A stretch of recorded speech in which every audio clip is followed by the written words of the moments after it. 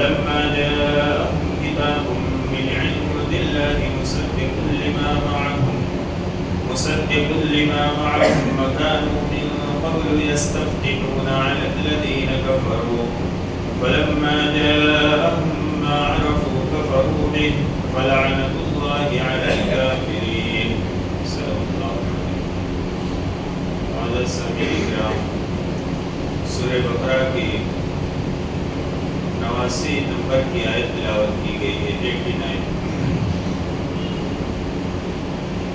گزشتہ کئی دروس سے بنی اسرائیل کا تذکرہ چل رہا ہے. اسی سلسلے میں کچھ اور بھی باتیں ان آیات میں اللہ رب العزت نے ذکر فرمائی. اللہ تعالیٰ فرماتے ہیں وَلَمَّا جَاءَهُمْ كِتَابٌ مِّنْ عِندِ اللَّهِ، اور جب ان کے پاس وہ کتاب آ گئی جو اللہ کی طرف سے تھی، یعنی قرآن مجید، مصدق لما معہم، جو اس کتاب کی تصدیق کرنے والی ہے جو ان کے پاس پہلے سے موجود ہے، یعنی توریت اور انجیل. وَكَانُوا مِن قَبْلُ يَسْتَفْتِحُونَ عَلَى الَّذِينَ كَفَرُوا، اور اس سے پہلے وہ کافروں کے سامنے کھول کھول کر بیان کرتے تھے.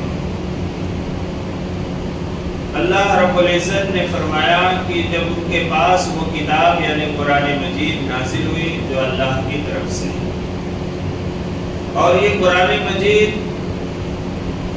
ان کے پاس جو کتاب موجود ہے توریت، یا عیسائیوں کے پاس جو کتاب موجود ہے انجیل، ان کتابوں کی بھی تصدیق کرتی ہے کہ یہ کتابیں سچی کتابیں ہیں اور اللہ تعالیٰ کی طرف سے نازل کی گئی کتابیں. اور اس کتاب کے نازل ہونے سے اور حضور اکرم صلی اللہ علیہ وسلم کی بعثت و نبوت سے پہلے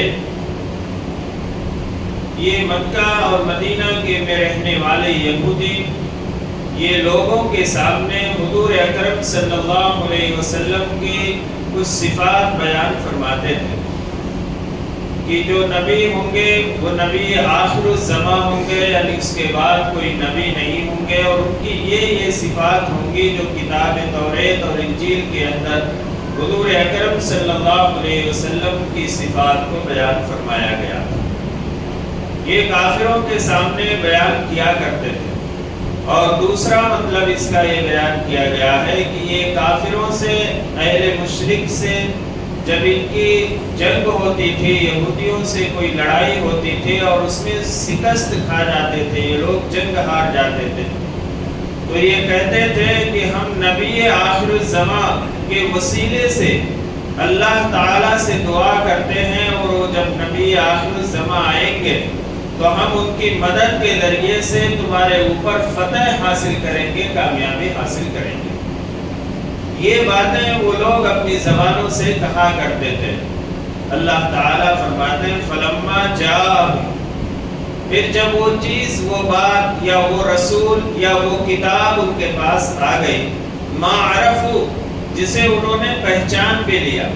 حضور اکرم صلی اللہ علیہ وسلم کی جب بعثت و نبوت ہوئی اور آپ صلی اللہ علیہ وسلم کو نبوت و رسالت کے تاج سے متوج فرمایا گیا، تو یہ لوگ حضور اکرم صلی اللہ علیہ وسلم کی جو صفات توریت کتاب کے اندر بیان کی گئی تھی اس کو سامنے رکھ کر انہوں نے حضور اکرم صلی اللہ علیہ وسلم کو پہچان لیا کہ یہ اللہ کے آخری نبی یہی ہے. اللہ تعالیٰ فرماتے ہیں معرفو، جب ان لوگوں نے پہچان لیا، کفروا بھی، تو اس کا انکار کر بیٹھے. انکار کرنے کی وجہ کیا ہوئی؟ انکار کرنے کی وجہ یہ ہوئی کہ یہ لوگ اس امید پہ تھے کہ یہ آخری نبی، جیسا کہ حضرت عیسیٰ علیہ السلام بنی اسرائیل میں سے تھے، ایسے ہی آخری نبی جو ہے یہ محمد صلی اللہ علیہ وسلم یہ بھی بنی اسرائیل میں سے ہوں گے. لیکن اللہ رب العزت نے حضور اکرم صلی اللہ علیہ وسلم کو بنو اسماعیل اہل عرب میں سے مبعوث فرمایا. اس ضد کی بنا پر، اس جلن کی وجہ سے کہ ہماری نسل اور ہماری قوم سے جو نبوت کا سلسلہ چل رہا تھا اس سلسلے کو ختم کر کے بنو اسماعیل اور اہل عرب میں سے کیوں نبی بنایا گیا؟ یہ جلن اور حسد پیدا ہو گئی، اور اس جلن اور حسد کی وجہ سے انہوں نے حضور اکرم صلی اللہ علیہ وسلم کی نبوت اور رسالت کا انکار کر دیا۔ آج کے اس دور میں اگر کسی کو کوئی عہدہ مل جاتا ہے اس کی قابلیت کی بنیاد پر، تو دوسرے لوگ اس سے حسد کرنے لگتے ہیں کہ کیوں اس منصب پہ یہ بیٹھا دیا گیا، اس کو کیوں عہدہ مل گیا۔ اللہ رب العزت کا فضل ہے یہ چیزیں، نبوت و رسالت اللہ رب العزت کا فضل ہے۔ اللہ جسے چاہتا اپنے فضل سے نوازتا ہے۔ اللہ کو کوئی مجبور نہیں کر سکتا، کوئی زبردستی نہیں کر سکتا کہ یہ نبوت و رسالت بنی اسماعیل میں سے کیوں دی گئی، بنی اسرائیل میں سے کیوں نہیں دی گئی۔ اللہ تعالیٰ فرماتے ہیں فلعنۃ اللہ علی الکافرین، اللہ کی لعنت ہو کافروں کے اوپر، یعنی انکار کرنے والوں کے اوپر۔ تو اس حسد اور جلن کی وجہ سے، ضد کی وجہ سے، سب کچھ جاننے اور سمجھنے کے باوجود انکار کرتے ہیں تو اللہ کی لعنت ہی ہے۔ اور اللہ کی لعنت کہتے ہیں کہ کوئی شخص اللہ کی رحمت سے دور کر دیا جائے، اور اللہ کی رحمت سے دور ہونا اس سے اور بڑی بات کیا ہو سکتی ہے کہ آدمی ایمان سے محروم ہو جائے اور ایمان کو قبول نہ کرے، تو گویا وہ اللہ کی رحمت سے دور ہو گیا، اور جس نے ایمان قبول کر لیا وہ اللہ کی رحمت کا مستحق اور حقدار ہو گیا۔ فلعنۃ اللہ علی الکافرین، اللہ کی لعنت ہو کافروں کے اوپر۔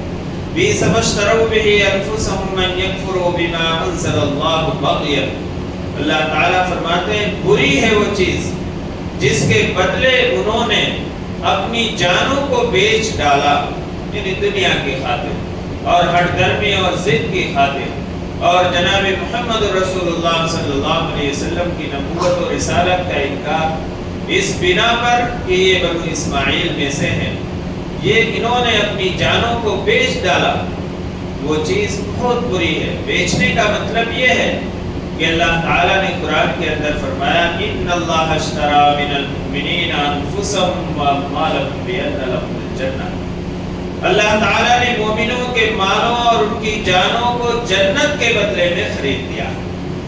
اگر کوئی مومن، کوئی شخص ایمان لاتا ہے تو گویا اس نے اپنی جان کو، اپنے مال کو جنت کے بدلے میں بیچا ہے، سودا کر لیا۔ لیکن اگر کوئی کفر اختیار کرتا ہے تو گویا اس نے اپنی جان کو، اپنے مال کو جہنم کے بدلے میں بیچ ڈالا، اور ظاہر سی بات ہے جنت کے مقابلے میں جہنم تو بہت بری چیز ہے۔ تو اللہ تعالیٰ فرماتے ہیں کہ بری ہے وہ چیز جس کے بدلے انہوں نے اپنی جانوں کو بیچ ڈالا۔ ان یکفروا بما انزل اللہ بغیا، اس بات کا، اس چیز کا انکار کر بیٹھے جس کو اللہ نے نازل کیا تھا، اللہ ہی نے اتارا تھا، بغیا ضد کی وجہ سے، ہٹ درمی کی وجہ سے، حسد اور جلن کی وجہ سے۔ فباءوا بغضب علی غضب، تو ان پر غضب بالائے غضب، غضب کے اوپر غضب ان کے اوپر ہوا، غضب کے اوپر غضب، گناہ کے اوپر گناہ۔ کیوں؟ اس لیے کہ انہوں نے حضرت عیسیٰ علیہ السلام کا انکار کیا۔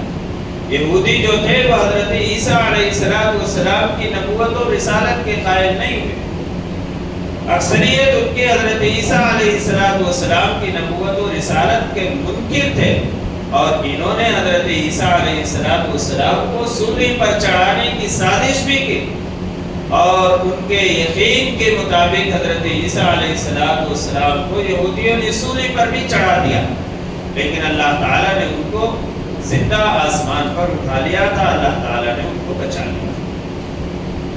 اللہ تعالیٰ فرماتے ہیں ایک تو یہ غضب کہ حضرت عیسیٰ علیہ السلام پر ایمان نہیں لائے، اور اس کے بعد پھر حضور اکرم صلی اللہ علیہ وسلم کو جب نبوت و رسالت سے سرفراز کیا گیا تو پھر آپ صلی اللہ علیہ وسلم کی نبوت و رسالت کا بھی انکار کر بیٹھے، تو گویا انہوں نے غضب بالائے غضب، گناہ کے اوپر گناہ انہوں نے کیا۔ وَلِلْكَافِرِينَ عَذَابٌ مُّهِينٌ، اللہ تعالیٰ فرماتے ہیں کافروں کے لیے رسوا کرنے والا عذاب۔ ایک تو عذاب ہے ہی سب، دوسرے ایسا عذاب جس میں آدمی رسوا ہو جائے، ذلیل ہو جائے، ایسا عذاب اللہ تعالیٰ نے کافروں کے لیے تیار کر رکھا ہے۔ اللہ تعالیٰ مومن کی اس حفاظت فرمائے۔ وَإِذَا قِيلَ لَهُمْ آمِنُوا بِمَا أَنزَلَ اللَّهُ قَالُوا نُؤْمِنُ بِمَا أُنزِلَ عَلَيْنَا، اللہ تعالیٰ فرماتے ہیں جب ان سے کہا جاتا ہے کہ ایمان لاؤ اس چیز پر جس کو اللہ نے نازل کیا ہے، قالوا نؤمن بما انزل علینا، تو وہ کہتے تھے کہ ہم ایمان لاتے ہیں اس بات پر جو ہم پر نازل کی گئی ہے۔ ہم سے مراد ہم پر نازل کی گئی ہے، اس سے مراد توریت کتاب، کہ ہم توریت پر ایمان لاتے ہیں، ہم قرآن پر ایمان نہیں لاتے، ہم محمد رسول اللہ صلی اللہ علیہ وسلم کو نبی تسلیم نہیں کرتے، ہم حضرت موسیٰ علیہ السلام کی نبوت اور رسالت کو مانتے ہیں، ہم توریت کتاب پر ایمان لاتے ہیں۔ وَيَكْفُرُونَ بِمَا وَرَاءَهَا، اور اس کے بعد جو بھی نازل کی گئی ہم اس کا انکار کرتے ہیں، انجیل کا بھی ہم انکار کرتے ہیں اور قرآن کا بھی انکار کرتے ہیں، اور عیسیٰ علیہ السلام کی نبوت اور رسالت کا انکار کرتے ہیں، اور محمد رسول اللہ صلی اللہ علیہ وسلم کی بھی نبوت اور رسالت کا انکار کرتے ہیں۔ یہ اپنی زبان سے وہ لوگ کہتے ہیں۔ وَهُوَ الْحَقُّ مُصَدِّقًا لِمَا مَعَهُ، اللہ تعالیٰ فرماتے ہیں یہ قرآن برحق ہے، یہ کتاب حق ہے، اور جو تمہارے پاس کتاب ہے اس کتاب کی بھی تصدیق کرتی ہے، یہ نہیں کہتی ہے کہ وہ کتاب غلط تھی، وہ کتاب بھی برحق ہے، وہ کتاب بھی سچ ہے، لیکن اس زمانے تک جب تک قرآن نازل نہیں ہوا تھا اس وقت تک اس کتاب پر ایمان لانا ایمان کی علامت اور دلیل تھی، لیکن اب جب قرآن نازل ہو گیا تو اب اس کتاب پر ایمان لانا یہ تمہارے ایمان اور مومن ہونے کی یہ جو ہے ثبوت اور دلیل ہوگی، لہذا اس کتاب پر ایمان لانا ضروری ہے۔ اللہ تعالیٰ فرماتے ہیں قُلْ فَلِمَ تَقْتُلُونَ أَنْبِيَاءَ اللَّهِ، ان سے ایک الزامی سوال ہوتا ہے۔ اللہ تعالیٰ فرماتے ہیں ٹھیک ہے، اگر تم یہ کہتے ہو کہ ہم توریت پر ایمان رکھتے ہیں جو ہم پر نازل ہوئی ہے، تو بھلا تم انبیاء کا قتل کیوں کرتے تھے؟ کیا اس توریت کتاب میں یہ حکم دیا گیا تھا کہ انبیاء کو قتل کرو؟ تم نے انبیاء کا قتل کیوں کیا؟ حضرت زکریہ علیہ السلام کو ان لوگوں نے آرے سے چیر دیا، سر کے اوپر آرا رکھ کر، اور اس کے 2 ٹکڑے کر دیے گئے۔ حضرت زکریہ علیہ السلام اللہ تعالیٰ سے پوچھتے ہیں، سوال کرتے ہیں کہ اگر تم کتاب توریت پر ایمان لاتے، ٹھیک ہے تمہارا ایمان ہے، تو تم نے انبیاء کو قتل کیوں کیا؟ من قبل، اس سے پہلے، ان کنتم مومنین، اگر تم مومن تھے، اگر تم ایمان رکھتے تھے اس پر، تو انبیاء کرام کا قتل تم نے کیوں کیا؟ وَلَقَدْ جَاءَكُم مُوسَىٰ بِالْبَيِّنَاتِ ثُمَّ اتَّخَذْتُمُ الْعِجْلَ مِن بَعْدِهِ وَأَنتُمْ ظَالِمُونَ، اگر اللہ تعالیٰ فرماتے ہیں اور تمہارے پاس موسیٰ علیہ السلام واضح نشانیاں لے کر آئے، دلائل لے کر آئے، ثُمَّ اتَّخَذْتُمُ الْعِجْلَ مِن بَعْدِهِ، پھر بھی تم نے اس کے بعد بچڑے کو اپنا معبود بنا لیا، تم اس کی پرستش شروع کر دی۔ حضرت موسیٰ علیہ السلام جب ان کو لے کر مصر سے نکلے تو راستے میں ان لوگوں نے دیکھا کہ کچھ قومیں ہیں جو بت بنا کر ان کی پرستش کر رہی ہیں اور گائے کی پرستش کر رہی ہیں، تو ان لوگوں نے مطالبہ کیا تھا کہ ہمارے کو بھی اس جیسا معبود ایک بنا کر دیجیے تاکہ ہم اس کی پرستش کریں۔ حضرت موسیٰ علیہ السلام نے منع کیا، لیکن جب آپ کوہ طور پر تشریف لے گئے تو سامری نامی ایک شخص نے سونے اور چاندی جو لوگوں کے پاس تھی اس کو جمع کر کے ایک بچڑا بنایا، اور اس میں سے ایک آواز نکلتی تھی، آواز آتی تھی، ان لوگوں نے اس کی پرستش شروع کر دی۔ اس کا واقعہ پیچھے گزر چکا ہے۔ اللہ تعالیٰ فرماتے ہیں کہ جب موسیٰ تمہارے پاس کتاب توریت واضح دلائل اور نشانیاں لے کر آ گئے، اس کے بعد تم نے بچڑے کو معبود کیوں بنا لیا؟ وَأَنْتُمْ ظَالِمُونَ، اور تم تو ظلم کرنے والے تھے، تم ظالم ہی ہو۔ وَإِذْ أَخَذْنَا مِيثَاقَكُمْ، پھر جب کتاب توریت لے کر موسیٰ علیہ السلام آئے تو ان لوگوں نے کہا کہ ہم کیسے مانیں کہ اللہ تعالیٰ کی طرف سے یہ کتاب ہمیں دی گئی ہے یا اس کے احکام ہمیں دی گئے ہیں؟ ہم براہ راست اللہ تعالیٰ سے سننا چاہتے ہیں کہ اللہ تعالیٰ ہمیں حکم دے رہا ہے کہ فلاں فلاں چیزوں کو کرو اور فلاں فلاں کام کو نہ کرو، ہم سننا چاہتے ہیں۔ حضرت موسیٰ علیہ السلام 70 لوگوں کو لے کر طور پر لے گئے، اور وہاں اللہ رب العزت نے ان کو سنایا اپنا کلام اور یہ بتلایا کہ اس کتاب توریت اور اس کے احکام پر عمل کرو۔ وہاں سے آنے کے بعد ان لوگوں نے جب قوم میں پہنچے تو ان لوگوں نے اس بات کو بدل دیا اور یہ کہا کہ اللہ تعالیٰ نے اس کے ساتھ یہ بھی فرمایا تھا کہ جو کام تمہیں مشکل ہوگا اس کو چھوڑ دینا اور جو آسان ہوگا اسے کر لینا۔ یہ اپنی طرف سے یہ حیلے اور بہانے کر لیے۔ اب ایسا ہو گیا کہ زیادہ سے زیادہ تقریباً کام وہ چھوڑتے جاتے تھے، جو بھی ذرا مشکل نظر آیا اور جس میں کوئی دنیاوی فائدہ دکھا اس کو کر لیتے تھے۔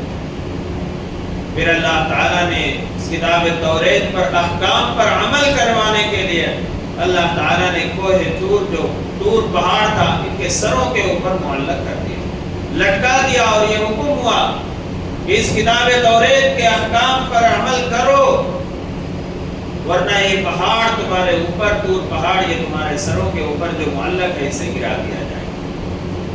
ہم لوگوں نے اس ڈر سے جو ہے اس وقت افراد کر لیا، لیکن آگے اللہ تعالیٰ فرماتے ہیں کہ ان لوگوں نے اپنی زبان سے تو کہا قالوا سمعنا وعصینا، کہ ہم نے سن لیا اور انکار کیا۔ بعض روایتوں میں آتا ہے کہ انہوں نے زبان سے انکار کیا، لیکن حقیقت یہ ہے کہ زبان سے تو کہا کہ ہم نے سن لیا، لیکن دل ان کے یہ کہتے تھے، دل سے یہ کہتے تھے کہ ہم نہیں مانیں گے، عصینا، ہم نافرمانی کریں گے۔ ایسے ہٹ دھرم اور ایسی جو ہے ضدی قوم تھی بنی اسرائیل۔ اللہ تعالیٰ فرماتے ہیں وَإِذْ أَخَذْنَا مِيثَاقَكُمْ، اور وہ وقت بھی یاد کرو جب ہم نے تم سے عہد لیا، وَرَفَعْنَا فَوْقَكُمُ الطُّورَ، اور ہم نے تمہارے اوپر طور پہاڑ کو بلند کیا، خُذُوا مَا آتَيْنَاكُمْ بِقُوَّةٍ وَاسْمَعُوا، اور ہم نے کہا کہ اس کتاب توریت کے احکام کو مضبوطی سے پکڑو، وَاسْمَعُوا، اور سنو، قَالُوا سَمِعْنَا وَعَصَيْنَا، انہوں نے کہا ہم نے سنا اور نافرمانی کی۔ زبان سے کہا کہ ہم نے سنا، سن لیا، لیکن دل سے یہ کہا کہ ہم نہیں مانیں گے، ہم نافرمانی کریں گے۔ وَأُشْرِبُوا فِي قُلُوبِهِمُ الْعِجْلَ بِكُفْرِهِمْ، اور ان کے دلوں میں بچھڑے کی محبت پیوست کر دی گئی ان کے کفر کی وجہ سے، ان کے اقرار کی وجہ سے۔ سوال یہ پیدا ہوتا ہے کہ قرآن جس وقت نازل ہوا اور قرآن جس کو اپنا مخاطب بنا رہا ہے، وہ یہودی تو نہیں تھے جو موسیٰ علیہ السلام کے زمانے میں تھے، وہ تو ختم ہو گئے، ان کی عمریں پوری ہو چکی، وہ دنیا سے جا چکے، ان کی نسل باقی تھی۔ اللہ رب العزت فرماتے ہیں کہ بچڑے کی محبت تمہارے دلوں کے اندر پیوست کر دی گئی، جبکہ ان لوگوں نے بچڑے کی پرستش نہیں کی تھی، ان کے آبا و اجداد نے کی تھی، لیکن بچڑے کی پرستش کو ان لوگوں نے بھی سچ اور صحیح ثابت کیا تھا کہ ہمارے آبا و اجداد نے جو کام کیا تھا وہ بہتر کیا تھا۔ اس لیے اللہ رب العزت ان کو مخاطب کر کے فرماتے ہیں کہ گویا کسی برے کام کی تائید کرنا، گناہ کی تائید کرنا، گویا کہ گناہ کرنے کے برابر ہے، اس کا انکار نہ کرنا، اس سے منع نہ کرنا، اس سے روکنا اور رکنا نہیں، گویا کہ وہ شخص بھی گناہ کے اندر ملوث ہے۔ سے یہ بات معلوم ہوئی کہ اگر لوگ گناہوں کے اندر، برے اعمال کے اندر مبتلا ہیں تو ہمیں اس کی تائید نہیں کرنا چاہیے، ان کا ساتھ نہیں دینا چاہیے۔ کوئی ظلم کر رہا ہے، زیادتی کر رہا ہے، ناانصافی کر رہا ہے، غیر شرعی عمل کر رہا ہے، ہمیں اس کا ساتھ نہیں دینا چاہیے، ہمیں روکنے کی کوشش کرنا چاہیے۔ اگر ہم ہاتھ سے نہیں روک سکتے، زبان سے منع کر دیں، زبان سے بھی منع نہیں کر سکتے تو کم از کم دل سے اس کو برا مانیں۔ یہ اللہ کے نبی صلی اللہ علیہ وسلم نے فرمایا وَذَلِكَ أَضْعَفُ الْإِيمَانِ، اور یہ تو ایمان کا سب سے کمزور درجہ ہے۔ اگر دل سے بھی آپ اس کو غلط نہیں سمجھیں گے تو پھر ایمان ہی کہاں باقی رہے گا۔ تو اللہ تعالیٰ فرماتے ہیں وَأُشْرِبُوا فِي قُلُوبِهِمُ الْعِجْلَ بِكُفْرِهِمْ۔ دوسری بات یہ ہے کہ جب کوئی شخص اللہ کو چھوڑ کر، اللہ کی فرما برداری کو چھوڑ کر گناہوں کے کام میں اور اللہ کی نافرمانیوں میں لگ جاتا ہے تو اللہ رب العزت اپنی محبت اس کے دل سے نکال کر اس گناہ کی محبت اس کے دل کے اندر ڈال دیتے ہیں۔ اس لیے گناہ کرتے ہوئے اسے مزہ آتا اور اس گناہ سے اس سے محبت ہو جاتی ہے۔ آدمی کوئی گناہ کر رہا، مسلسل کرتے ہی جا رہا، منع کیا جا رہا ہے، سمجھایا جا رہا ہے، سنتا بھی ہے لیکن رکتا نہیں ہے، مانتا نہیں ہے۔ اس کی وجہ یہ ہے کہ اس گناہ کی محبت کرتے کرتے اس کے دل کے اندر پیوست ہو گئے اور اللہ کی محبت اس کے دل سے نکل گئی۔ یہ بہت سخت ترین سزا ہے، اللہ ہم سب کی اس سے حفاظت فرمائے۔ کہ اگر گناہ کی محبت ہمارے دل کے اندر بیٹھ گئی تو پھر وہ گناہ چھوٹنا بہت مشکل ہو جاتا. اللہ تعالیٰ فرماتے ہیں وَأُشْرِبُوا فِي قُلُوبِهِمُ الْعِجْلَ بِكُفْرِهِمْ، ان کے دلوں میں اللہ نے بچڑے کی محبت کو پیوست کر دیا ان کے کفر کی وجہ سے. قُلْ بِئْسَ مَا يَأْمُرُكُم بِهِ إِيمَانُكُمْ إِن كُنتُم مُّؤْمِنِينَ. اے پیغمبر صلی اللہ علیہ وسلم آپ ان سے کہہ دیجئے بہت بری ہے وہ بات جس کا ان کا ایمان جس بات کا حکم دیتا ہے. یہ کہتے تھے کہ ہم توریت پر ایمان لاتے ہیں، ہم تو مومن ہیں، اور جو عمل یہ کر رہے ہیں اگر ان کا ایمان اس بات کا حکم دیتا ہے تو یہ تو بہت بری چیز ہے. اگر کوئی شخص گناہ کرتا ہے، برائی کرتا ہے، بسا اوقات آدمی اس سے کہتا ہے بھئی تم مومن ہو، تمہارے اوپر اور تمہیں یہ کام کرنا حرام قرار دیا اللہ اس کے رسول صلی اللہ علیہ وسلم، اور پھر اسے کہتا ہے کہ تم یہ گناہ کرتے ہو، کیا تمہارا ایمان اس بات کا حکم دیتا ہے کہ تم یہ کام کرو؟ یعنی اس کو اندر سے جھجوڑنے کے لیے ایسی بات کہی جاتی ہے. اللہ رب العزت فرماتے ہیں کہ پیغمبر صلی اللہ علیہ وسلم ذرا ان کو جھجوڑیے کہ جو اللہ کی پرستش کو چھوڑ کر تم بچڑے کی پرستش کرتے ہو اور اس قرآن اور اس آخری نبی محمد رسول اللہ صلی اللہ علیہ وسلم پر ایمان نہیں لاتے اور اللہ کی کھلم کھلا نافرمانی کرتے ہو، تو کیا تمہارا ایمان اس بات کا حکم دے رہا کہ تم یہ کرو؟ اللہ تعالیٰ فرماتے ہیں ان کو تم مومنین، اگر تم مومن، ظاہر سی بات ہے ایمان تو اس بات کا حکم نہیں دیتا، یہ ان کی ہٹ درمی اور ضد تھی.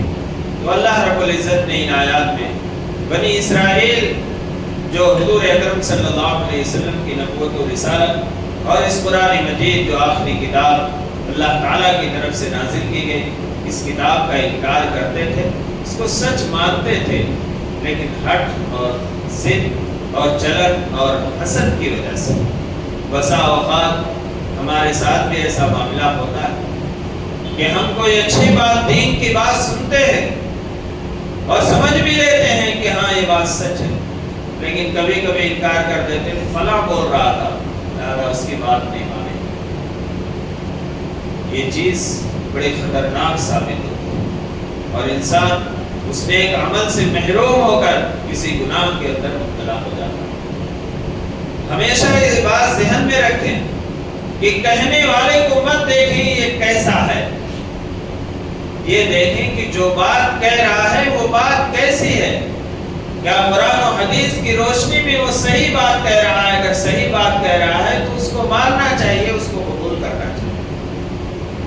ہر شخص جنید بغدادی یا شیخ عبد القادر جیلانی رحمہ اللہ نہیں ہو سکتا ہے، لیکن یہ دیکھنا چاہیے کہ بات کس کی ہے اور کون سنا رہا ہے اور کلام کس کا ہے. اگر وہ بات صحیح ہے اور سچی ہے تو اس کو ماننا چاہیے، کہنے والے کو نہیں دیکھنا چاہیے. اللہ رب العزت ہم سب کو عمل کی توفیق عطا فرمائے. رمضان المبارک کا اخیر اشرا چند ایام باقی ہے اور اس اخیر عشرے میں عموماً صدقہ فطر ادا کیا جاتا ہے. زکوٰۃ تو عموماً لوگ نکال چکے ہوں گے. صدقہ فطر یہ ہر شخص جو عاقل ہے، بالغ ہے اور اسی کے ساتھ ساتھ جو مسلمان ہے اور صاحب نصاب ہے اس پر صدقہ فطر واجب ہے. زکوٰۃ اور صدقہ فطر میں صاحب نصاب ہونے میں تھوڑا سا فرق ہے. زکوٰۃ میں جو صاحب نصاب ہوگا اس پر سال گزرنا ضروری ہے. یعنی اگر کسی کے پاس گزشتہ رمضان میں 40-50 ہزار روپے تھے اور پھر اب یہ رمضان میں اس کے پاس 50-60 ہزار یا 1 لاکھ روپے ہے اس کے پاس، تو اب اس کے اوپر زکوٰۃ واجب ہے کہ وہ 1 لاکھ روپے کی زکوٰۃ ادا کرے، 2500 روپے بنتے ہیں. یعنی اس پر سال گزرنا ضروری ہوتا ہے. لیکن صدقہ فطر ادا کرنے میں سال گزرنا ضروری نہیں.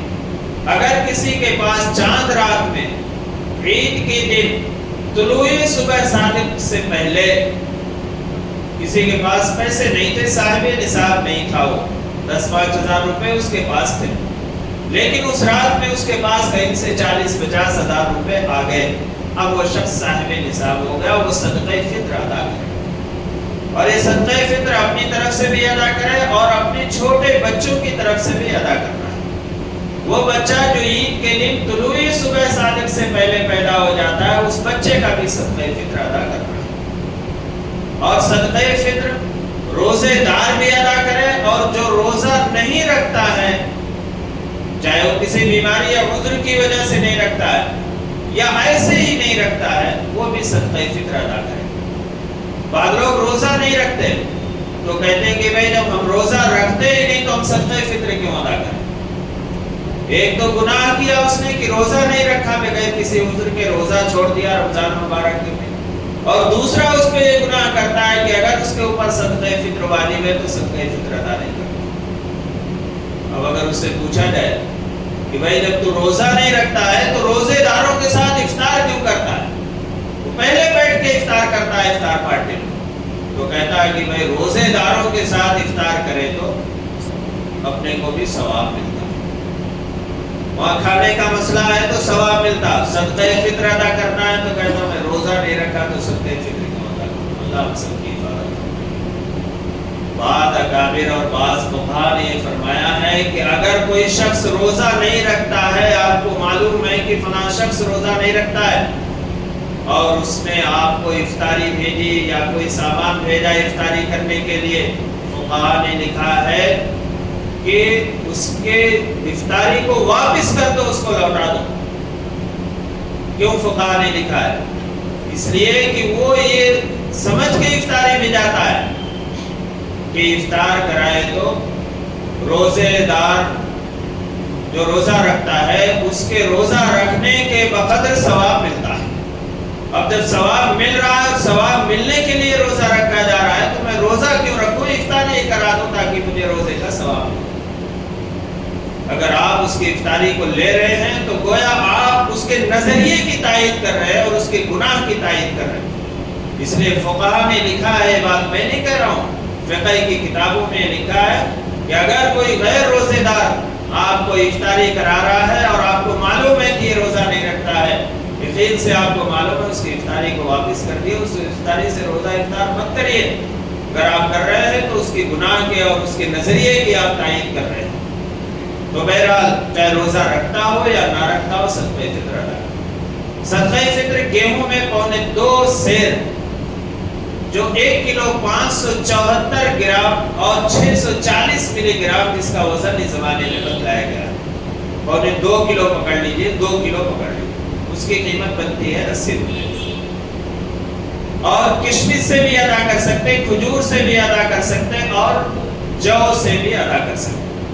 اور جس کو اللہ تعالیٰ نے گنجائش دی ہے اسے چاہیے کہ صدقہ فطر کھجور اور جو ہے جو اور جو ہے کشمش سے ادا کرے۔ اور یہ 3 چیزیں کھجور اور کشمش اور جو، اس کی مقدار 3.5 سیر ہے۔ موجودہ اوزان کے مطابق اس کا وزن ہوتا ہے 3 کلو 150 گرام۔ 3 کلو 150 گرام کھجور کی جو قیمت ہے وہ ایک صدقہ فطر ادا کرے۔ اس کی قیمت بعض لوگوں نے 1040 روپے، بعض لوگوں نے 980 روپے، کھجور جیسے آپ لیں۔ اب اس میں بھی کوشش یہ کریں کہ اعلیٰ درجے کی کھجور لیں جو ہم استعمال کرتے ہیں۔ وہ بڑے تھیلے میں کھجور آتی ہے، اس کو عموماً استعمال گھروں میں بہت کم کرتے ہیں، لیکن افطاری کے لیے مسجد میں ضرور بھیجاتے ہو۔ میں نہیں کہتا، حقیر نہیں، میں بتلاتا ہوں، لیکن جو اپنے لیے پسند کر رہے ہیں وہ اللہ کے واسطے دے رہے ہیں تو اللہ کے لیے پسند کریں۔ ایک مختصر سا واقعہ سناتا ہوں، تھوڑا وقت زیادہ ہو رہا ہے، ایک مختصر۔ ایک صاحب جو ہے ایک اللہ والے سے ملنے کے لیے گئے اور ان سے کہا کہ مجھے کچھ نصیحت فرما دیجیے۔ وہ اللہ والے تھے، ان کی باتیں بڑی نرالی ہوتی ہیں۔ انہوں نے فرمایا کہ بھئی جو اپنے لیے پسند کرو، اگر وہی نہیں تو اس سے کمتر بھی نہ ہو، اللہ کے لیے پسند کرو۔ یعنی جو اپنے لیے پسند کر رہے ہیں وہی اللہ کے لیے پسند کرو، اس سے کمتر نہ کرو۔ انہوں نے کہا میں آپ کے پاس بہت دور دراز سفر کر کے آیا ہوں، کچھ نصیحت کریں گے آپ کہہ رہے ہیں معمولی سی بات ہے، جو اللہ کے لیے پسند کرو، جو اپنے لیے پسند کرو وہی اللہ کے لیے بھی پسند کرو۔ یہ تو کوئی بات نہیں ہے۔ خیر، شام کا وقت تھا، وہ جانے کے لیے کہہ رہے تھے، بزرگ نے کہا کہ آج ٹھہر جاؤ ہمارے پاس، شام کا کھانا وغیرہ انہوں نے کھایا، رات میں آرام کیا، اور صبح کے وقت انہوں نے ان کے پاس کھانا بھیجایا، ناشتہ۔ اس میں کچھ تازہ غذائیں بھی تھی، مرغن غذائیں، چکن وغیرہ، جو بھی مچھلی وغیرہ فریش تھی، اور شام کی بچی ہوئی روٹی اور دال بھی تھی، اور پراٹھے انہوں نے بنا رکھے تھے اور ان کے پاس بھیجایا کھانے۔ اور جیسے ہی کھانے بیٹھے، کھانا پہنچا، ایک فقیر کو بھیجایا صدا لگاتے ہوئے کہ اللہ کے نام پر دے۔ اب جیسے اس نے صدا لگائی، انہوں نے وہ شام کی دال کی روٹی کو، دال اور باسی روٹی جو تھی وہ اٹھا کر جو ہے اس فقیر کو دے دی، اور جو مرغن غذائیں تھی اور جو تازہ پراٹھا تھا اس کو کھانا شروع کر دیا۔ وہ اللہ والے ان کے جہاں پہ ان کو ٹھہرایا تھا وہاں پہ داخل ہوئے اور کہنے لگے کہ میں نے یہ کہا تھا کہ جو اپنے لیے پسند کرو وہی اللہ کے لیے پسند کرو۔ آپ اپنے لیے کیا پسند کر رہے ہیں اور اللہ کے لیے کیا پسند کر رہے ہیں؟ اللہ کے نام پر جو دے رہے ہیں آپ، وہ شام کی روٹی ہے اور شام کی دال ہے، اور اپنے لیے جو پسند کر رہے ہیں وہ تازہ کھانا اور مرغن غذائیں۔ تو ہمارا حال یہ ہو گیا، اللہ معاف فرمائے، کہ افطاری کے لیے مسجدوں میں وہی کھجور بھی جاتے ہیں۔ تو میں یہ کہہ رہا تھا کہ جو مالدار لوگ ہیں ان کو کھجور اور کشمش سے جو ہے صدقہ فطر ادا کرنا چاہیے۔ ایک سوال یہ ہوتا ہے کہ 3.5 سیر کھجور، کشمش اور جو، اور 1.25 سیر اس کا آدھا نصف سا یہ گیہوں صدقہ فطر کیوں جناب محمد رسول اللہ صلی اللہ علیہ وسلم نے مقرر فرمایا؟ یہ اس لیے کہ اس زمانے میں 1.25 سیر گیہوں کی جو قیمت تھی وہی قیمت 3.5 سیر کھجور کی تھی، وہی قیمت 3.5 سیر جو کی تھی، اور وہی قیمت 3.5 سیر کشمش کی تھی۔ 3.5 سیر کشمش جتنے میں ملتا تھا اتنے میں 1.25 سیر گیہوں ملتا تھا۔ گیہوں بہت مہنگا تھا اور گیہوں مالدار لوگ کھاتے تھے۔ تو یہ چاروں چیزوں کی قیمت جو ہے اس وقت یہ 3.5 سیر اور 1.25 سیر، یہ چاروں چیزوں کی قیمت برابر ہوتی تھی۔ اب اس زمانے میں گیہوں بہت سستا ہے، ہم لوگوں کو اچھا راستہ مل گیا، آسان راستہ، کہ 80 روپے میں جو ہے صدقہ فطر ادا کریں۔ صدقہ فطر کا مقصد کیا ہے اس کو سامنے رکھیں۔ فرمایا گیا کہ اس کے 2 مقاصد ہیں۔ ایک تو غریب محتاج لوگ جو عید کے دن اپنی خوشی کا سامان نہیں کر سکتے، ان کے لیے ضرورت پوری کرنے کا اور ان کے لیے خوشی کا سامان مہیا کرنے کا ایک ذریعہ اور سبب ہے۔ اور دوسرا مقصد یہ ہے کہ روزے کی تطہیر ہو جائے، اس کی پاکی اور صفائی ہو جائے، کیونکہ روزہ ہم جو رکھتے ہیں یا ہم جو بھی عبادت کرتے ہیں کما حقہ، اس کا حق ادا ہم نہیں کر سکتے۔ روزہ تو ہم رکھتے ہیں، بہت سارے جو ہے گناہ ہم چھوڑ دیتے ہیں، لیکن چھوٹے موٹے بہت سارے گناہ ہو بھی جاتے ہیں۔ یہ صدقہ فطر ادا کرنے سے روزے کے اندر جو کمی رہ گئی ہے اس کمی کو دور فرما دیا جاتا ہے۔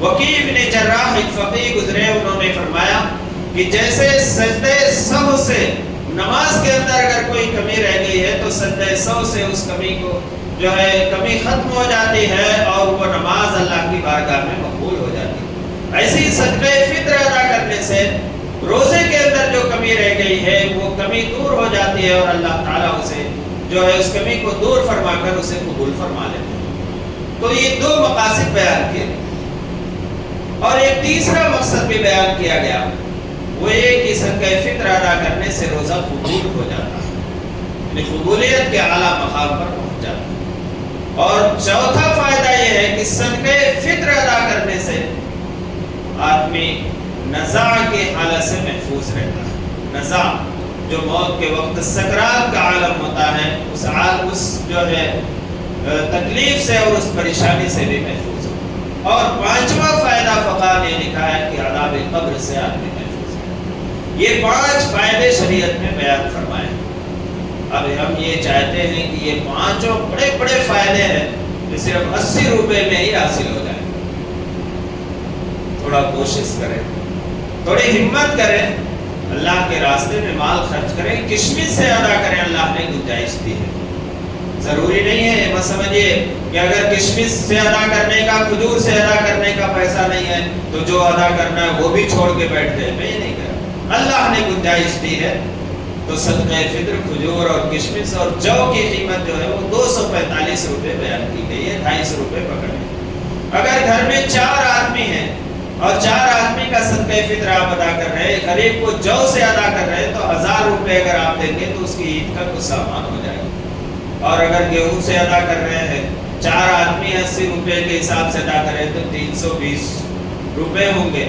بیچارہ 1 کلو چکن لا لیا تو اور دوسرے سامان لانے کے پیسے نہیں رہ جائیں گے. تو اس کی کوشش کریں. اور ظاہر سی بات ہے ہمارے روزے جیسے ہو رہے اللہ قبول فرما لے. بس کتنی اس میں کمیاں اور کوتاہیاں ہو جا رہے ہیں. یہ کمیاں اور کوتاہیاں 80 روپے سے ادا ہو جائیں تو گویا ہمارے روزے یہ جنید بغدادی رحمۃ اللہ علیہ، شیخ عبد القادر جیلانی رحمۃ اللہ علیہ کے روزے ہو گئے ہمارے، کہ جس میں کوئی کمی اور کوتاہی نہیں رہتی. ظاہر سی بات ہے بہت ساری کمیاں کوتاہیاں ہو جاتی ہیں. جھوٹ بھی نکل جاتا ہوگا زبان سے، کبھی غیبت بھی ہو جاتی ہے. اللہ معاف فرمائے، اللہ قبول فرمائے. اللہ تو رحم فرمانے والے ہیں. بندوں کے تھوڑے سے اعمال سے اللہ راضی ہو جاتا ہے. اس سے پہلے میں نے بتلایا تھا کہ اللہ تعالیٰ بہت زیادہ مطالبہ نہیں کرتا گناہوں کے معاف فرمانے میں. اگر اللہ کے سامنے صرف 2 قطرے اگر آنسو آپ بہا دیں گے تو اللہ تعالیٰ قبول کر لے گا اور ہمارے اور آپ کے گناہوں کو معاف فرما دے گا. اللہ تعالیٰ تو بہت کم پر راضی ہو جاتا ہے اور اللہ تعالیٰ بہت کم پر لوگ بندوں کے گناہوں کو معاف فرما دیتا ہے. تو یہ صدقہ فطر ادا کرنے کی کوشش کریں کہ کھجور اور جو کشمش سے ادا کریں. صدقہ فطر آپ رمضان شروع ہوتے بھی ادا کر سکتے ہیں، ابھی بھی ادا کر سکتے ہیں. عید سے کی نماز سے پہلے صدقہ فطر ادا کرتے ہیں اور 1-2 دن پہلے ادا کرتے ہیں. اپنے اڑوس پڑوس میں جاننے والوں میں کوئی غریب مستحق کو دے دیں تاکہ اس کے لیے عید کا سامان ہو جائے اور عید کے دن بھی وہ خوشیوں کے ساتھ اپنی عید منا سکے. اس لیے صدقہ فطر کو واجب قرار دیا گیا. مالداروں کے اوپر، ہر ایک کے اوپر صدقہ فطر واجب نہیں ہے جو صاحب نصاب ہے. اس میں یہ بھی دیکھنا چاہیے کہ گھر کے اندر بہت ساری چیزیں ایسی ہوتی ہیں جیسے قیمتی صوفے ہیں اور قیمتی بڑے بڑے ڈیرے رکھے ہوئے ہیں. اگر ایسی چیزیں گھر کے اندر موجود ہیں تو وہ بھی صاحب نصاب ہے. وہ مت سمجھے کہ میں صاحب نصاب نہیں، وہ بھی صدقہ فطر اپنی طرف سے اور اپنی اولاد کی طرف سے ادا کرے. جوائنٹ فیملی ہے تو سب کے ساتھ ادا کرے، اور اگر جوائنٹ فیملی نہیں، الگ الگ رہتے ہیں تو جو اس کے ذمہ دار ہیں وہ ادا کریں. اور ایک بات یہ کہ ہو سکتا ہے چہارشنبہ یا جمعرات کو عید الفطر کا دن ہو تو اس عید الفطر کے دن جو مستحب کام یہ ہے یہ غسل کیا جائے. اگر نیا لباس میسر ہے تو پہنے، نیا لباس اگر میسر ہے، حاصل ہے تو پہنے، ورنہ صاف کپڑے پہنے. اگر نہیں ہے تو اس کے لیے قرض لینا یا اس کے لیے کوئی دوسرا راستہ اختیار کر لینا. شریعت میں اس کی ضرورت نہیں ہے. مسواک کرنا، غسل کرنا، نئے کپڑے پہننا اگر میسر ہے تو مسواک کرنا، اور کوئی میٹھی چیز کھا کر عیدگاہ، میٹھی چیز سے مراد چھوارے گھر میں ہوں کھا لیں، یا کھجور ہیں تو تاخ عدد کھا لیں، دودھ ہے تو تھوڑا سا پی لیں. کوئی بھی میٹھی چیز اگر میسر ہے تو کھا لیں. اور عیدگاہ پیدل جانے کی کوشش کرنا، لیکن راستہ دور ہے، وہاں جانا مشکل ہے، دھوپ ہے، تپش ہے تو ٹھیک ہے، لیکن پیدل جانا یہ مستحب ہے، بہتر طریقہ ہے. اگر گھر کے پاس مسجد میں نماز عید الفطر ادا کر رہے ہیں، عیدگاہ نہیں جا سکتے، ویسے عیدگاہ میں عید کی نماز ادا کرنا چاہیے. کسی مجبوری یا عذر کی وجہ سے یا زیادہ جو ہے بھیڑ بھاڑ کی وجہ سے یا پریشانی کی وجہ سے یا دھوپ کی شدت کی وجہ سے کسی وجہ سے نہیں جا سکتے تو گھر کے قریب مسجد میں ادا کریں، وہاں پیدل آنے کی کوشش کریں. ہمارا مزاج بن گیا کہ گھر کے بازو میں ہم رہتے ہیں، موٹر سائیکل پہ آتے ہیں، اور اگر کہیں 100 قدم کی دوری پر موٹر سائیکل پارک کرنا ہے تو ہم وہاں نہیں کر کے آئیں گے، مسجد کی گیٹ کے سامنے لا کر ہم موٹر سائیکل کو پارک کرتے ہیں. اور اگر ہمارا بس چلے تو میں کہتا ہوں کہ موٹر سائیکل لے کر مسجد کے اندر ہی داخل ہو جائیں گے. چند قدم چلنا جو سنت ہے، جو مستحب ہے، وہ ہمارے لیے گوارا ہے، دوسروں کی تکلیف کا سبب بنتے ہیں. تو بہرحال عید الفطر کے دن اس کا اہتمام کریں کہ غسل کریں، اور جو ہے نیا کپڑا اگر میسر ہے تو پہنے، نہیں تو پرانے دھلے ہوئے صاف کپڑے پہنے، مسواک کر لیں اور کوئی میٹھی چیز کھا کر آئیں، پیدل آئیں، کوشش کریں. اور اگر نہیں آ سکتے تو اپنی سواری پر آ جائیں. دوسری ایک چیز یہ دیکھی گئی ہے کہ عید الفطر کے دن نماز عید سے پہلے لوگ مسجدوں میں اور عیدگاہوں میں نماز ادا کرتے ہیں. بعض لوگ کہتے ہیں فجر کی نماز چھوٹ گئی تھی اس کی قضا کر رہے. فجر کی نماز ایک مسلمان کے لیے کوئی بھی نماز چھوٹنا ایک عیب کی بات ہے. اگر چھوٹی گئی آپ کی نماز تو آپ اس کو گھر میں ادا کر لو, قضا کر لو. کوئی بھی عیب کی چیز, گناہ کی چیز جو ہے وہ لوگوں کے سامنے ظاہر کر کے اس کو نہیں کرنا چاہیے. تو اس لیے اس کی کوشش کریں کہ نماز فجر جماعت کے ساتھ ادا کریں. اور اگر کسی وجہ سے چھوٹ بھی گئی فجر کی نماز تو اس کو آپ اپنے گھر میں قضا کر لیں. مسجد میں آ کر دوسرے نوافل, بعض لوگ نماز عید سے پہلے کچھ نوافل, شکرانے کی نماز, کوئی نماز کا ثبوت نہیں ہے. کچھ بھی نہ ادا کریں, آئیں گھر میں بیٹھ جائیں. اگر بیان ہو رہا تو سن رہے, اگر نہیں ہو رہا تو اپنا ذکر وغیرہ کرتے ہوئے بیٹھ جائیں. اور عید کی رات جو ہوتی ہے, چاند رات, وہ لیلۃ الجائزہ ہوتی ہے, انعام کی رات ہوتی ہے. اس رات میں عبادت کرنا چاہیے, اس رات میں جا کر عبادت کرنا چاہیے. میں بازاروں میں دوڑنے کی اور سستے کپڑے, سستی چیزیں, سستے کرتے پاجامے, بعض لوگ بولتے ہیں 12 بجے کے بعد گئے, رات میں 2 بجے 3 بجے گئے تو دکان والے جو ہے ریٹ آدھا 25% پہ دے رہے ہیں, بہت سستے ملتے سامان. کیا کام آنے والے ہیں پتہ نہیں, ہماری زندگی کب تک ہے. وہ ہمارے خریدے ہوئے سامان ہمیں پہننے کے لیے بھی میسر ہو سکتے کہ نہیں ہو سکتے. اصل تو آخرت کی زندگی ہے. یہ لیلۃ الجائزہ, یہ انعام کی رات پھر آئندہ ہمیں ملے گی یا نہیں ملے گی. یہ کپڑے اور یہ سامان, یہ چیزیں تو ملتی رہیں گی, اور اللہ تعالیٰ ان چیزوں کو نہیں دیکھتا ہے. فرمایا گیا حدیث پاک کے اندر کہ اللہ تعالیٰ تمہاری شکلوں کو, صورتوں کو, تمہارے لباس کو, تمہارے زیب و زینت کو نہیں دیکھتا, تمہارے دل کو دیکھتا ہے, تمہارے تقویٰ کو دیکھتا ہے کہ دل کی کیفیت کیا ہے. تو اصل چیز کیا ہے, ہمارے اندر تقویٰ ہو, اللہ کا ڈر اور خوف ہو. تو ایسی راتوں کو ہم دوسرے کاموں میں اور بازاروں کے حوالے کر کے اپنی قیمتی راتوں کو گنوائیں نہ, بلکہ اس میں عبادت کر کے اللہ کو راضی کریں. اللہ رب العزت سے دعا, اللہ تعالیٰ مجھے بھی اور آپ سب کو عمل کی توفیق دے. شوال کے 6 روزے بھی ہوتے ہیں. یہ روزے کوئی فرض اور واجب نہیں ہے, مستحب ہے, بہتر ہے, سنت ہے کہ رمضان کے بعد, عید الفطر ہونے کے بعد, عید کے دن میں, اس کے بعد آپ پورے شوال کے مہینے میں کبھی بھی 6 روزے رکھ سکتے ہیں. حدیث پاک کے اندر فرمایا گیا کہ جس نے رمضان کے روزے رکھے اور پھر شوال کے 6 روزے رکھے, گویا اس نے پوری سال رکھے. اس لیے کہ اللہ تعالیٰ نے فرمایا من جاء بالعشرۃ فلہ عشر امثالها, کہ اگر کوئی شخص ایک نیکی لے کر آتا ہے, اللہ تعالیٰ اس کا 10 گنا دیتا ہے.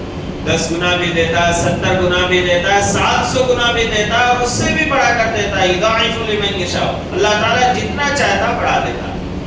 اللہ تعالیٰ نے فرمایا من جاء بالحسنۃ فلہ عشر امثالها. اگر کوئی ایک نیکی لے کر, اب 30 دن آپ نے یا 29 دن کا چاند ہوا, ایک مہینہ آپ نے روزہ رکھا, تو گویا آپ نے 300 دن روزے رکھ لیے, اور 6 دن اور روزے رکھ لیے, تو گویا آپ نے 60 دن اور روزے رکھ لیے. وہ گویا 360 دن آپ نے روزہ رکھا. اس لیے حدیث پاک میں فرمایا گیا کہ جس نے رمضان کے روزے رکھے اور اس کے بعد شوال کے روزے 6 دن رکھے, گویا اس نے پوری سال روزے رکھے. تو اس لیے کوشش یہ کریں کہ شوال کے روزے بھی رکھ لیں, اور یہ شوال کے روزے عید کے دوسرے دن سے رکھنا ضروری نہیں, مسلسل 6 روزے رکھنا ضروری نہیں. شوال کے مہینے میں 6 روزے مکمل ہو جانا, چاہے آپ ایک دن رکھیں, 2 دن گیپ کر دیں, پھر رکھیں, پھر گیپ کر دیں, لیکن یہ ہے کہ شوال کے مہینے میں 6 روزے رکھ لینا. اللہ آپ سب کو عمل کی توفیق عطا فرمائے. الحمدللہ رب العالمین, والصلاۃ والسلام علی سید الانبیاء والمرسلین محمد وعلی آلہ واصحابہ اجمعین. یا حی یا قیوم یا ودود یا ذو العرش المجید یا فاعل لما یرید. یا رحمن الرحمین, ہمارے خطاؤں کو بخشو و درگزر فرما دیجیے. یا رحمن الرحمین, ہم گنہگار خطاوار سے عبادت دے. یا رحمن الرحمین, ہم بڑی بڑی خطاؤں کو معاف فرمانے والے ہیں, حتیٰ کہ کفر اور شرک کو بھی توبہ کرنے سے معاف فرمانے والے ہیں. یا رحمن الرحمین, ہم سب کی خطاؤں کو درگزر فرما دیجیے. یا رحمن الرحمین, درگزر فرما دیجیے. یا رحمن الرحمین, جو روزے رکھے گئے, جو نمازیں پڑھی گئی, جو ذکر و اذکار عبادتیں کی گئی, جو صدقہ و خیرات ادا کیے گئے, یا رحمن الرحمین اسے قبول فرما لیجیے. یا رحمن الرحمین قبول فرما لیجیے. یا ارحم الراحمین جو رمضان مبارک کے باقی ایام باقی ہیں، یا ارحم الراحمین ان ایام کو آپ کی اطاعت و فرما برداری اور آپ کے حکم اور پیارے حبیب سرکار دو عالم صلی اللہ علیہ وسلم کی سنتوں کے مطابق گزارنے کی توفیق عطا فرما دیجیے۔ یا ارحم الراحمین ہم سب کو صحت و تندرستی عطا فرمائیے۔ یا ارحم الراحمین ہم سب کے عمروں میں صحت و عافیت سلامتی کے ساتھ برکت عطا فرما دیجیے اور ہمیں بار بار رمضان مبارک کے مہینے سے مستفید ہونے کا موقع عنایت فرمائیے۔ یا ارحم الراحمین اس رمضان کو ہمارے لیے آخری رمضان بنائیے۔ یا ارحم الراحمین اگر آپ نے فیصلہ فرما لیا ہے کہ یہ رمضان تمہارے لیے آخری رمضان ہے، یا ارحم الراحمین تو ہم پر رحمت نازل فرما دیجیے، ہمیں محروم نہ فرمائیے۔ یا ارحم الراحمین ہم پر رحم کا، کرم کا، عافیت کا معاملہ فرمائیے، ہمیں محروم نہ فرمائیے۔ یا ارحم الراحمین حضور اکرم صلی اللہ علیہ وسلم کی سچی محبت و اطاعت ہمارے دلوں کے اندر پیدا فرما دیجیے۔ آپ صلی اللہ علیہ وسلم کی سنتوں سے محبت اور عشق پیدا فرما دیجیے۔ آپ صلی اللہ علیہ وسلم کی سنتوں پر عمل کرنا آسان فرما دیجیے۔ یا ارحم الراحمین ہم میں سے جن کے والدین یا ہم میں سے کوئی ایک باحیات، یا ارحم الراحمین انہیں صحت و تندرستی عطا فرمائیے، ان کی عمروں میں برکت عطا فرمائیے، ان کے سائے عاطفت کو ہمارے سروں پر نادر قائم اور دائم رکھیے، اور ہم میں سے جن کے والدین اور ان میں سے کوئی ایک اس دنیا سے رخصت ہو گئے، یا ارحم الراحمین ان کی مغفرت فرما دیجیے، انہیں کروٹ کروٹ جنت نصیب فرمائیے، جنت الفردوس میں اعلیٰ مقام عطا فرمائیے۔ یا ارحم الراحمین امت مسلمہ کے تمام مرحومین کی مغفرت فرما دیجیے۔ یا ارحم الراحمین امت مسلمہ کی مدد فرما دیجیے، خصوصاً فلسطین کے مسلمانوں کی مدد فرما دیجیے۔ یا ارحم الراحمین مدد فرما دیجیے۔ یا ارحم الراحمین آپ کے گھر کی حفاظت کے لیے جام شہادت نوش فرما رہے ہیں، یا ارحم الراحمین ان کی قربانیوں کو قبول فرما لیجیے۔ یا ارحم الراحمین قبول فرما لیجیے، ظالم کو اس کے ظلم سے روک دیجیے، اگر ہدایت اس کے حق میں مقدر ہے تو اسے ہدایت عطا فرما دیجیے، ورنہ اس کو نیست و نابود کر دیجیے۔ یا ارحم الراحمین ظالم کو اس کے ظلم سے روک دیجیے۔ یا ارحم الراحمین آپ بڑی قوت و طاقت کے مالک ہیں، آپ بڑی قوت و طاقت کے مالک ہیں، آپ کا صرف یہ کہہ دینا کہ ہو جا یہ کافی ہے۔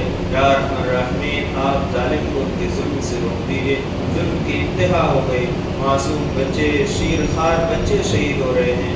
یا ارحم الراحمین رمضان المبارک کے بابرکت مہینے کے اندر ان کے پاس نہ پینے کے لیے پانی ہے، نہ کھانے کا کوئی دوسرا سامان ہے، لیکن اس کی زبانوں پر لفظ شکر ہی نکل رہا ہے۔ یا ارحم الراحمین ہمیں بھی ایسا شکر ادا کرنے کی توفیق عطا فرما دیجیے۔ یا ارحم الراحمین جو بچے بچیاں اعلیٰ تعلیم کے لیے کوششیں کر رہے ہیں، یا ارحم الراحمین ان کی کوششوں میں مدد فرما دیجیے، دستگیری فرما دیجیے اور انہیں اعلیٰ کامیابیوں سے نواز دیجیے۔ یا ارحم الراحمین اس شہر کے اندر، اس ملک کے اندر اور پوری دنیا کے اندر امن و امان پیدا فرما دیجیے۔ یا ارحم الراحمین ظالم حکمرانوں کو ختم کر دیجیے اور ان کے تسلط کو ختم کر دیجیے۔ یا ارحم الراحمین آپ ہم پر رحم فرما دیجیے، ایسے حکمرانوں کو ہم پر مسلط نہ فرمائیے جو ہم پر رحم نہ کرے، جو ہمارے ساتھ مہربانی اور ہمدردی کا معاملہ نہ کرے۔ یا ارحم الراحمین جب تک زندگی عطا فرمائیے، ایمان اور عمل صالح پر قائم اور دائم رکھیے، اور جب اس دنیا سے جانے کا وقت آئے ہم سب کا خاتمہ عمل ایمان پر نصیب فرمائیے۔ یا ارحم الراحمین حضور اکرم صلی اللہ علیہ وسلم کے صدقہ طفیل ہماری دعاؤں کو قبول و منظور فرما لیجیے۔ ربنا تقبل منا انک انت السمیع العلیم وتب علینا انک انت التواب الرحیم برحمتک یا ارحم الراحمین۔ رمضان کے بعد بھی یہ تفسیر کا سلسلہ چلتا رہتا ہے بات کو، اس لیے کوشش یہ کریں کہ اس میں شرکت کریں اور قرآن کو سمجھ کر پڑھنے اور سمجھنے کی کوشش کریں۔ یہ دستور اور نظام حیات کی کتاب ہے، اس لیے اس کی کوشش کریں اور اپنے دوست احباب کو بھی بولیں اس میں شرکت کریں۔ اللہ حافظ۔